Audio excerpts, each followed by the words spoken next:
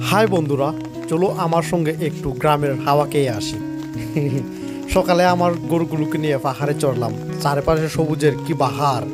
গরুগুলো রেখে লেবু বাগানে গেলাম। ওহ, সেই লেবুর ঝাঁঝালো গন্ধ। তারপর ফানের বাগানে গেলাম। ফানের বাগানে গিয়ে কাজের খোঁজ নিলাম।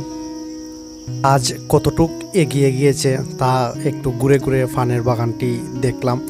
আর ফানের বাগানে এত লম্বা লম্বা গাছ দেখে মনে হচ্ছিল যেন বনের রাজা একটা দাঁড়িয়ে আছে, আমাকে জন্য বলছে এদিকে আয় এদিকে আয়, তোকে আমি পাকড়াও করব। এরকম মনে হচ্ছিল। এইগুলা করতে করতে সকাল গড়িয়ে হয়ে গেল দুপুর। তারপর হাতুড়া, বাটাল, কুদাল এইগুলা নিয়ে একটি ঘর বানানোর জন্য ঝাঁপিয়ে পড়েছি। এই ঘরটা বানানো হচ্ছে মূলত গরুদের জন্য। গরুগুলা অনেক কষ্ট করে ঘুমাতে লাগে। গরুর ঘর মোটামুটি নাই বললেই চলে। তো যত দ্রুত পারা যায় এই ঘরটা বানানোর চেষ্টা করি।